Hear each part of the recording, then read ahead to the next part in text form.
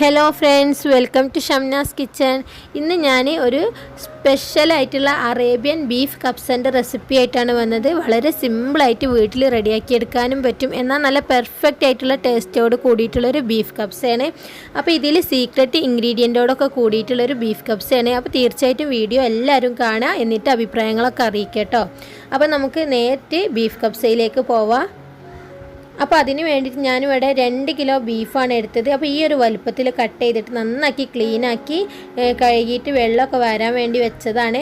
അപ്പോൾ 2.5 kilo basmati rice ഞാൻ നന്നായിട്ട് വാഷ് ചെയ്തതിന് ശേഷം വെള്ളത്തിൽ കുതിർക്കാൻ വേണ്ടിയിട്ട് ഇട്ട് വെച്ചിട്ടുണ്ട് കേട്ടോ.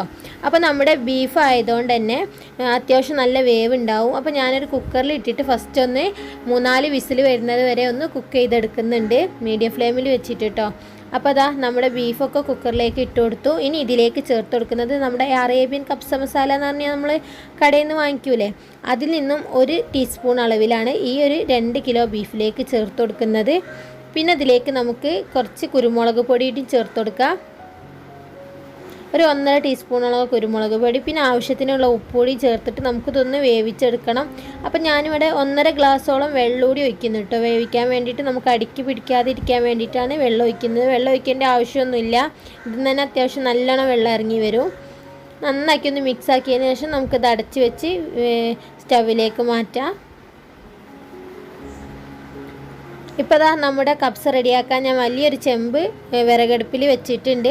അപ്പോൾ ഇതിലേക്ക് ഞാൻ ഫസ്റ്റ് തന്നെ ഒഴിച്ച് കൊടുക്കുന്നത് സൺഫ്ലവർ ഓയിലാണ്. അപ്പോൾ സൺഫ്ലവർ ഓയിൽ കുറച്ച് അത്യാവശ്യം ഈ ഒരു പാക്കറ്റിൽ നിന്ന് ഒരു 3/4 ഭാഗത്തോളം ഒഴിച്ച് കൊടുക്കുന്നുണ്ട്.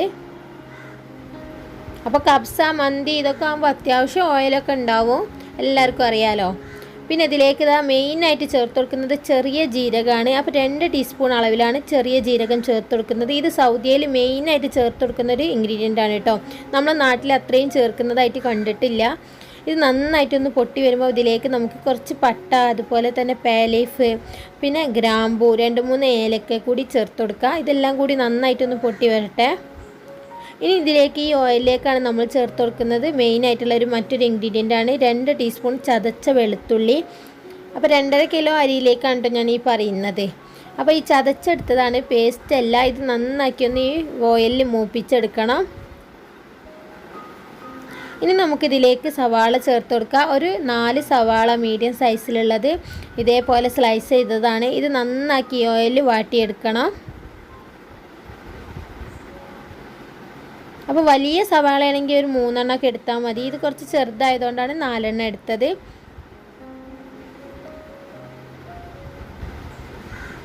ഇപ്പോൾ നമ്മുടെ സവാളൊക്കെ അത്യാവശ്യം നന്നായിട്ട് വഴന്ന് വരാൻ തുടങ്ങിയിട്ടുണ്ട്. ഈ ടൈമിൽ ഞാൻ 1 ടീസ്പൂണോളം നമ്മുടെ പൊടിക്കാത്ത കുരുമുളകില്ലേ, അതും കൂടി ചേർത്ത് കൊടുത്തിട്ടുണ്ട്. അപ്പോൾ ഈ ചെറിയ ജീരകല്ലേ, അതാണ് ഈ ഒരു കപ്സയിലേക്ക് ഹൈലൈറ്റ് ആയിട്ട് കൊടുക്കുന്നത്. ഇപ്പോൾ ഞാനൊരു 5 മീഡിയം സൈസ് തക്കാളി എടുത്തിട്ടുണ്ട്, അത് മിക്സിയിലൊന്ന് അടിച്ചെടുക്കാനുള്ളതാണ്. ഇപ്പോൾ ഞാനൊരു 5-8 പച്ചമുളക് അങ്ങനെ തന്നെ മുഴുവനായിട്ട് ഇതിലേക്ക് ചേർത്ത് കൊടുത്തിട്ടുണ്ട്. ഇനി നമുക്കിതിലേക്ക് മസാല പൗഡേഴ്സ് ചേർത്ത് കൊടുക്കുക. ഈ ഒരു അറേബ്യൻ കപ്സ മസാലയുടെ ഈ ഒരു പാക്കറ്റ് 2 ടീസ്പൂണാണ് ഉണ്ടാവുക. ആ 2 ടീസ്പൂണും ഈ ഒരു നമ്മുടെ ഈ സവാളയിലേക്ക് ചേർത്ത് കൊടുക്കുന്നുണ്ട്. പിന്നെ അതാ 1 ടീസ്പൂൺ അളവിൽ ചെറിയ ജീരകത്തിൻ്റെ പൊടിയാണ് ചേർത്ത് കൊടുത്തത്. അപ്പോൾ അത് മെയിനായിട്ട് ചേർത്ത് കൊടുക്കണേ. അപ്പോൾ ഈ ചെറിയ ജീരകത്തിൻ്റെ പൊടിയും ചെറിയ ജീരകവും ഒക്കെയാണ് നമ്മുടെ കപ്സയ്ക്ക് ഹൈലൈറ്റ് ആയിട്ട് നിൽക്കുന്നത്. പിന്നെ 2 ഉണക്ക നാരങ്ങയും, അതുപോലെ തന്നെ 2 പീസ് ചിക്കൻ മാഗി ക്യൂബ് ഇല്ലേ, അതും കൂടിയാണ് ചേർത്ത് കൊടുക്കുന്നത്. അപ്പോൾ ഈ ഉണക്ക നാരങ്ങ ചേർത്ത് കൊടുക്കുമ്പം അത് ചെറിയ ഹോൾസ് ഇട്ടിട്ട് ചേർത്ത് കൊടുക്കുക, അതിൻ്റെ പുളിയൊക്കെ ഒന്ന് ഇറങ്ങാൻ വേണ്ടിയിട്ട്. ഇപ്പോൾ ഇത് അത്യാവശ്യം നന്നായിട്ട് വഴന്ന് വന്നിട്ടുണ്ട്. ഇതിലേക്ക് നമ്മൾ ഈ അടിച്ചെടുത്ത 5 തക്കാളിയും ചേർത്ത് കൊടുത്തിട്ടുണ്ട്. അപ്പോൾ നിങ്ങളുടെ കയ്യിൽ തക്കാളീൻ്റെ പേസ്റ്റ് ഉണ്ടെങ്കിൽ ഒരു 2 ടീസ്പൂൺ അതും കൂടി ചേർത്ത് കൊടുക്കുക. അപ്പോൾ എൻ്റെ കയ്യിൽ ഇപ്പോൾ ഇല്ലാത്തതുകൊണ്ട് അത് ചേർക്കുന്നില്ല, ഇല്ലെങ്കിലും കുഴപ്പമൊന്നുമില്ല. ഇപ്പോൾ ഇതാ എണ്ണയൊക്കെ നന്നായിട്ട് തെളിഞ്ഞ് വന്നിട്ടുണ്ട്. ഇതിലേക്ക് കുറച്ച് ഉപ്പ് ചേർത്ത് കൊടുത്തിട്ടുണ്ട്. നമ്മൾ ഓൾറെഡി ബീഫിൽ ഉപ്പ് ഇട്ടിട്ടുണ്ട്, പിന്നെ മാഗി ക്യൂബിൽ ഉപ്പുണ്ട്. അപ്പോൾ അത് നോക്കിയിട്ട് വേണം ചേർക്കാൻ. ഇപ്പോൾ ഇതാ നമ്മുടെ ബീഫൊക്കെ നന്നായിട്ട് കുക്കായി വന്നിട്ടുണ്ട്. അപ്പോൾ ആ വെള്ളത്തോട് കൂടിയിട്ട് തന്നെ ഈ ഒരു മസാലയിലേക്ക് ഇത് ഒഴിച്ചു കൊടുക്കുക. എന്നിട്ട് നന്നാക്കി ഒന്ന് മിക്സ് ആക്കിയിട്ട് എടുക്കണം. അപ്പോൾ നമ്മളിത് റൈസ് ഇതിൽ കുക്ക് ചെയ്യണമെങ്കിൽ ഇനിയും വെള്ളം ഒഴിച്ചു കൊടുക്കണം കേട്ടോ. അപ്പോൾ ഞാൻ റൈസ് 1 മണിക്കൂർ കുതിർത്തതിന് ശേഷം വെള്ളമൊക്കെ വരാൻ വേണ്ടിയിട്ട് വെച്ചിട്ടുണ്ട്. അപ്പോൾ ആ ബീഫൊക്കെ അത്യാവശ്യം നന്നായിട്ട് തന്നെ കുക്കായിട്ടുണ്ട്. ഒരു 85% കുക്ക് ചെയ്തിട്ടുണ്ട് കേട്ടോ. ഇനി റൈസ് വേവുമ്പോഴേക്കും ബീഫും നന്നായിട്ട് കുക്കായിക്കോളും. ഇപ്പോൾ ഞാൻ റൈസ് വേവിക്കാൻ വേണ്ടിയിട്ടുള്ള വെള്ളമാണ് ഒഴിച്ചു കൊടുക്കുന്നത്. അപ്പോൾ നമ്മൾ കുതിർത്തെടുത്തതുകൊണ്ട് തന്നെ അധികം വെള്ളമൊന്നും വേണ്ടി വരില്ല. അപ്പം അരിയും വെള്ളവും ലെവലിൽ നിന്നാൽ മതിയാവും. അപ്പോൾ ഞാനിതാ വെള്ളം ഒഴിച്ച് നന്നാക്കി മിക്സാക്കി നല്ല തിളച്ച വെള്ളമാണ് കേട്ടോ എടുത്തത്. അപ്പോൾ ഇതിലേക്ക് നമുക്ക് നേരെ നമ്മുടെ കഴുകി വാർത്ത് വെച്ച അരി ചേർത്ത് കൊടുക്കുക. നമ്മൾ വെള്ളത്തിലൊക്കെ കുതിർത്ത് വറുത്തെടുത്ത് എന്നിട്ട് ബാക്കിയുള്ള വെള്ളം കൂടി ഒഴിച്ചു കൊടുക്കുക. ഇത് നന്നാക്കി ഒന്ന് മിക്സാക്കുക. എന്നിട്ട് വെള്ളം വേണോ നോക്കിയിട്ട് നമുക്ക് കുറച്ചുകൂടി ഒഴിച്ചു കൊടുക്കാം. അപ്പോൾ ഉപ്പൊക്കെ ഇപ്പം നോക്കിയിട്ട് പാകത്തിനാണോ നോക്കണം. വെള്ളത്തിൽ ഉപ്പിൻ്റെ അളവ് നോക്കണം. അത് അരിയിലേക്ക് വെന്ത് വരുമ്പോൾ പിടിച്ച് വന്നോളും. അപ്പോൾ ഞാൻ ഇത്രയും വെള്ളം ഒഴിച്ചു കൊടുത്തിട്ടുണ്ട്. നന്നാക്കി ഒന്ന് മിക്സാക്കി കൊടുക്കുക. അപ്പോൾ നന്നായിട്ട് തിളച്ച് വന്നാൽ നമുക്കിത് അടച്ച് വെച്ചിട്ട് ഒരു ചെറിയ തീയിൽ, നല്ലോണം കത്തിക്കരുത്, അങ്ങനെ ആകുമ്പോൾ പെട്ടെന്ന് വെള്ളം വെച്ചിട്ട് കുക്കാവില്ല. ഒരു മീഡിയം തീയിൽ വെച്ചിട്ട് കുക്ക് ചെയ്തെടുക്കുക. അങ്ങനെ നന്നായിട്ട് വെന്ത് വരും ചെയ്യും.